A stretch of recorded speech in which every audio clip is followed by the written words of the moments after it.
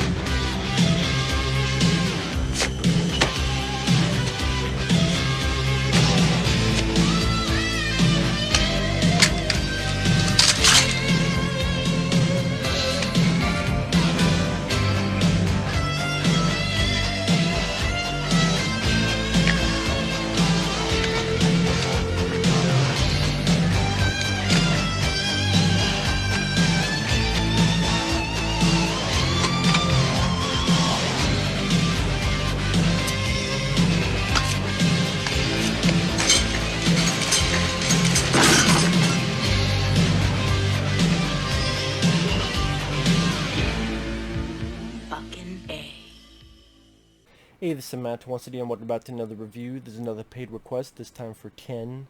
If you're wondering, you hear noise, it's thundering pretty badly outside. So, nothing I can do about that.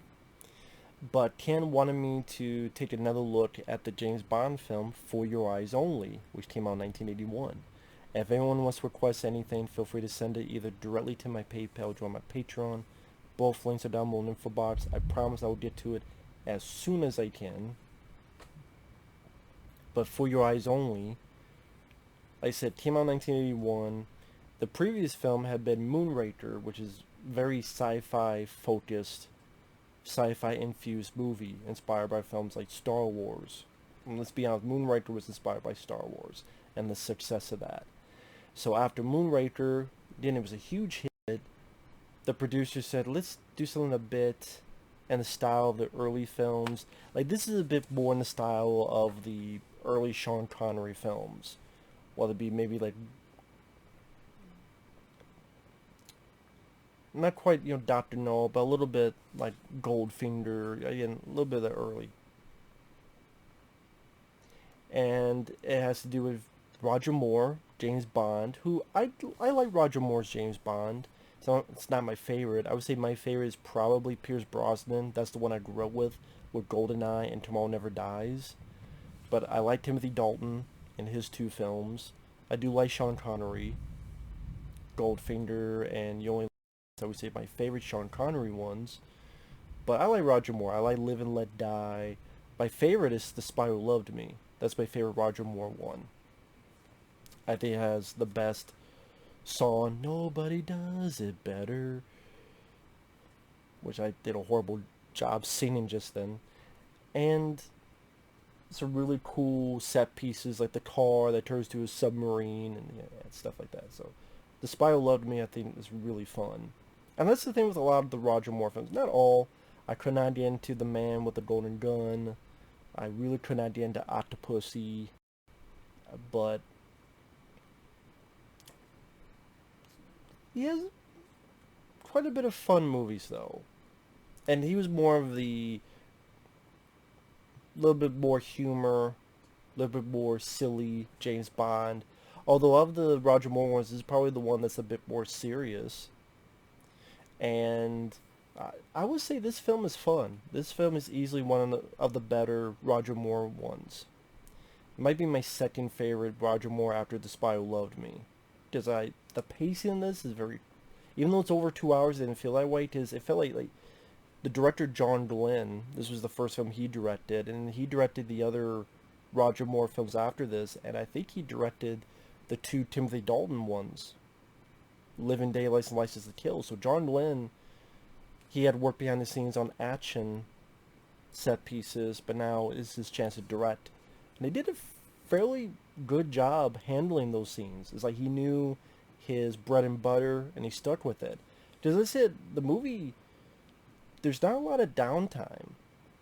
I mean, the plot is something to do with this thing called ATAC, which can, if you have it, it can order submarines to use missiles. And, oh, if someone gets it, they could use our own subs to attack our own cities. We gotta find it. Because it was on this ship, and there was an accident where this naval mine was brought up. They realized too late. Nice practical explosion. And then pretty much is a race against time, whoever finds this device. And the way it begins, I thought was interesting, because it begins with a nod to Her Majesty's Secret Service. In that film, with George Lazenby, the only time he played James Bond, by the end of it, his wife dies. And they reference that in this, and they even had the year 1969, which was the year On Her Majesty's Secret Service came out, and that's on the grave site. So I thought, okay, that's interesting that there is a connection, at least between that James Bond film and this one. Wow, George Lazenby got older and turned to Roger Moore. For what I understand, that scene was in there because there was talks to Roger Moore. He might not want to come back.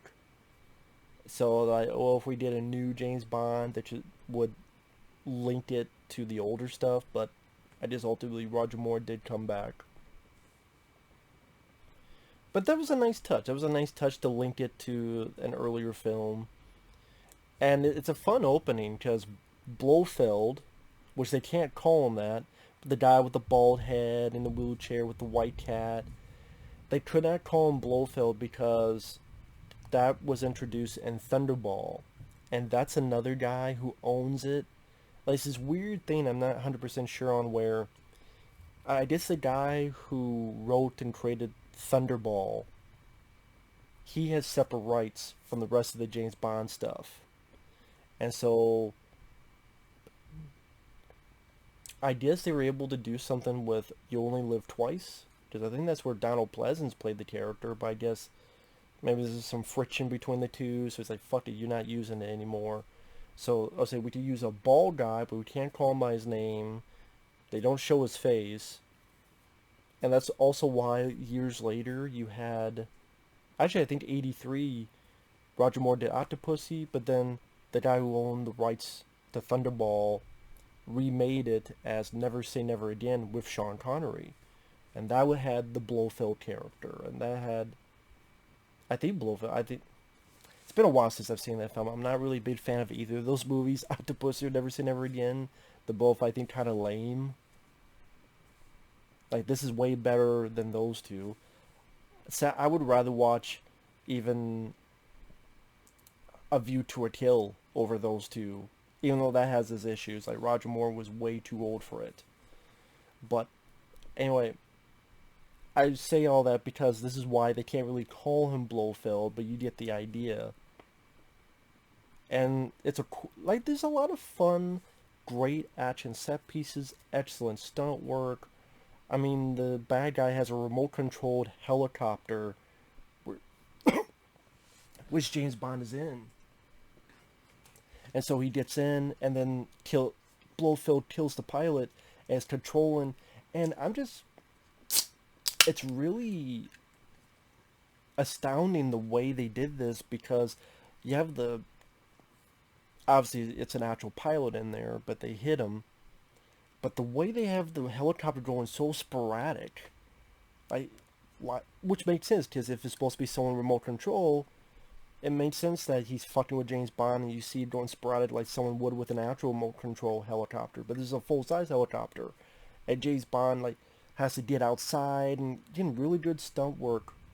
The stuntman be on the outside of the helicopter. Really nice shots. Like, Blofeld is in the wheelchair, and you see a real person on the side of a helicopter bypassing Blofeld in the same shot to give a sense of steel and danger. And then the helicopter goes into this what's a whale house? A warehouse, flying through it. And then James Bond takes control of it and picks up fucking Blofeld by the fucking wheelchair, drops his ass in a smokestack, which is kind of which is laughable when you look at it. Kind of like a Bugs Bunny cartoon, but it's pretty badass too. I mean, if you don't take care of Blofeld, that's the way to do it. I'm gonna embarrass the fuck out of you and kill you. Because you killed my wife, you bitch. Drops his ass right in the smokestack. But he has this really nice stunt work. I'm like, okay, that's a way to open up your film. And then you have the title song by Sheena Easton, which is not too bad. For your eyes only. It's not my favorite.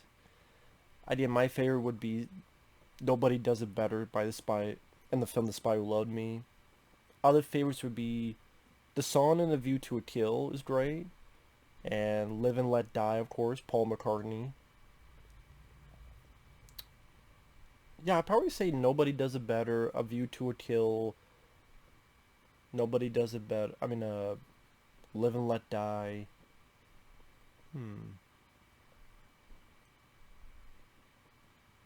License to Kill is a good one. The Living Daylights. The Living Daylights. Sadly, Pierce Brosnan, his films, like GoldenEye is okay, but it's not a favorite. And I like Tomorrow Never Dies, the movie. The song's like whatever. Was Not Enough and Die Another Day sucked. And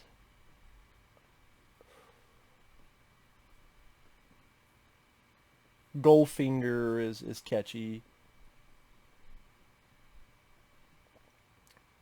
But yeah, I do like this song, For Your Eyes Only. I don't remember the one for Octopussy. But yeah, the Sheena Easton title song, not too bad. As for me, it's one of those films that, even if you're not into the plot,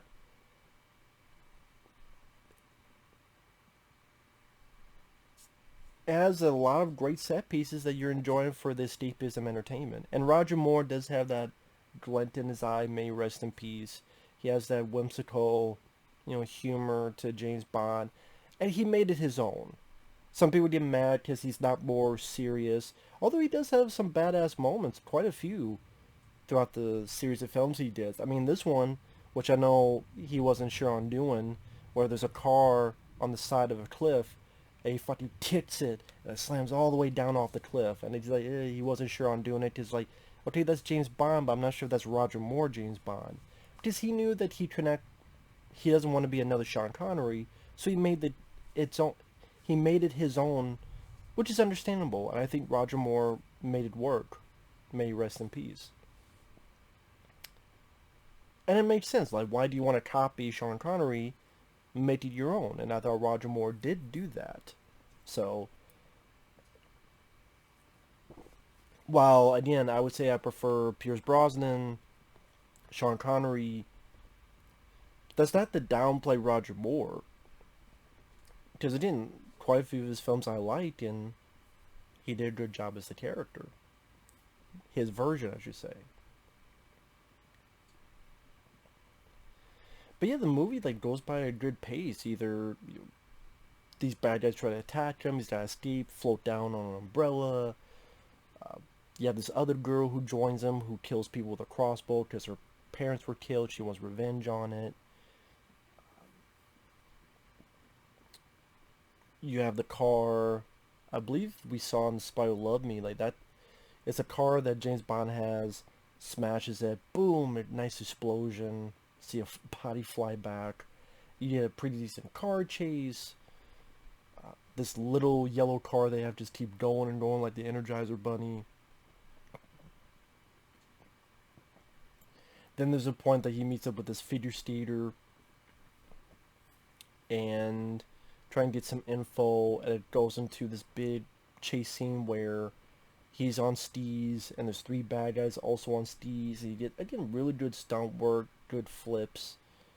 One of them is actually Charles Dance, my sweet brother Numsy. And then the bad guy in Last Action Hero, I'm like, oh shit, Charles Dance. There's even a point where he says goodbye to this figure skating lady, and some bad guys are in hockey pads and hockey gear, try to beat up James Bond. He beats their ass pretty quickly.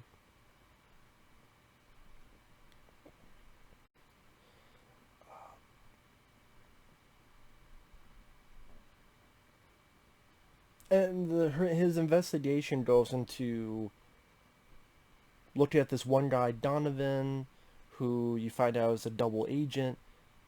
He's played by Julian Glover. And I recognize this guy. I called him Donovan. Julian Glover, he's Donovan in Indiana Jones and the Last Crusade. I called him by his character in that movie. And Julian Glover's this guy who you think is an ally, but he's a double agent. He's the bad guy. He played Donovan in Indiana Jones' Last Crusade. He's a guy who chose poorly, drank, and turned into a fucking skeleton. That's Donovan. But yeah, he was in Indiana Jones' Last Crusade. He was in the bad guy in this. Also, if you don't know who that is, he was Dr. Zarkov in the 1980 Flash Gordon. It was cool to see him again in this. He's a guy who you're supposed to think is the bad guy, but he's not. He's like, hey, I smuggle diamonds, not heroin. It's the other guy that you want. And like I said, the movie, the plot, I can't really say I cared about the ATAC and this whole device. That's kind of the MacGuffin. I would honestly call it the MacGuffin of the story. It's not that I really think that's an interesting story. It's more James Bond's on a journey. Roger Moore has some fun quips of dialogue. He works well with Q. Neat device where they have this computer and James Bond is describing who this person looks like. And there's old graphics of the computer to set up like what this person looks like. I thought that was kind of cool. And to enjoy James Bond and quite a bit of excellent action set pieces and stunt work. The helicopter bit at the beginning. There's a bit where him and his lady the bad guys tie them to a rope behind his yacht and they're dragging him through shark-infested waters with real sharks. Good stunt work there. Like I said, the skiing sequence. There's a moment where James Bond slides across his picnic table or off all sorts of obstacles. Like I said, there's nice badass moments. Like this guy, this asshole who ran this girl down and killed this other guy and left this pin of a dove. James Bond's like, hey, want your pin back? And then like hits the fucking car that's on the cliff and again, fun, entertaining action with a likable lead. Still, he's getting older, you could tell, but he's still not too old. That, sadly, was the case with A View to a Kill. A View to a Kill, I think, is a fun film, but Roger Moore himself said he was too old for the role, and it was correct. Like, that should have been the first Timothy Dalton film. Like, the three Timothy Dalton films should have been A View to a Kill, then The Living Daylights, then License to Kill. Which, hey, Kill and Kill, begin and end with that. Again, in retrospect, that should have been the first Timothy Dalton film, A View to a Kill. And I think it'd be much more highly praised if it was, because you could buy the younger Timothy Dalton, not the much older Roger Moore. And yes, of course, do I buy Roger Moore being the guy on the skis and doing this stuff? No. But it's just with the way he looks, you're being 4 or so years younger, because A View to a Kill's 85. A lot can happen in 4 years, and seemingly younger, your mind can escape into that fake reality that Roger Moore could do all this a little bit easier. In Topol, I liked him. He had a fun sense of humor to him.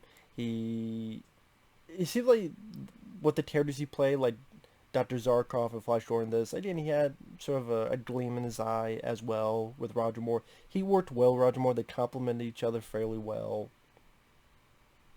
And he wasn't a useless character either. He did help out. I really do enjoy the film. It's fun, it's fast paced, it's over 2 hours, but it wasn't boring. The only three little issues I have is number one, the ending seemed very low key for a James Bond film. I know it's meant to be more like the older ones, but still, with all the helicopter scene at the beginning, and I mentioned you have a decent car chase where the yellow car then keeps getting bashed more and more, and they're going off the road here, going off the road there, and then like I said, the stunt sequences of the steam. The ending just seemed rather meh. There's like a castle, James Bond's climbing up, he almost falls, he climbs up some more. There's a bit of shooting. He fist fights a bad guy. That's kind of it. They get Julian Glover. James Bond tosses the girl down from shooting him. You gotta end this violence sometime. Which is funny because James Bond has killed a bunch of fucking people. And even then, Julian Glover picks up the gun and Topol fucks him up from behind. I guess it's more of a just... It's fine if we do it, just you don't do it. But again, this is very... I forgot how low-key of an ending this was. Like, it's kind of a disappointment. Did you think you had the big finale? And it's really quite the opposite. That took me aback because I forgot about... Now I know why I forgot about it. Like, I wonder how... I remember liking this film. How did it end? Now no, that's why I forgot how it ended. Number two, I'm not a fan of Bill Conti's score. I love Bill Conti, who did the Rocky films. Rocky 1, 2, 3, Karate Kid. He did not work for this for me. It made me miss John Barry. Well, I think this would have been a lot better if John Barry had scored it. Who scored, not all, but a lot of the James Bond films. Bill Conti, I'm sure they got him because, hey, he did the Rocky films. Bill Conti, new composer. His score did not work for me. Was not a fan of it. I thought, again, if you had John Barry and the classical James Bond type of music, it would have brought those action scenes even more so. And, yeah, Bill Conti... Like, there are times where it's like the score tried to be a bit funky, and it didn't work. That doesn't work for James Bond, and I was rather surprised it was Bill Conti. I'm like, I would say one of my least favorite Bill Conti scores. Just did not work for me. I didn't with some of the either funky bits or just not memorable, not adrenaline pumping. And I said 3, what was the other one? The girl who wants revenge for the death of her parents. She's beautiful to look at. Not the best actress. Not the best actress, to be fair. But, I mean, yeah. She's beautiful to look at. Just not someone I really keep in my mind in terms of acting or character. Maybe for others they do, but I like the idea. That does help, of a girl wanting revenge and using her crossbow. I would say the idea is better than the actress herself, if that makes sense. I think the idea carries itself a lot further based on that, not because of the actress's performance, if that makes sense. But still, when I go into a James Bond film, I just want to have fun, be entertained, and see a lot of great kick-ass action sequences. And this does pull that off fairly well. And again, Roger Moore, may he rest in peace, does a good job in this. John Glen, Again, for his first directing gig, he's like, hey, I know how to do action well. He focuses on that. I think that was the right choice. Again, just the way it ends, I thought, wow, this seemed a bit mundane compared to the other bigger, crazier set pieces. But with that, it's still a fairly solid film. So, thanks for watching, and we'll see you guys later. Bye-bye.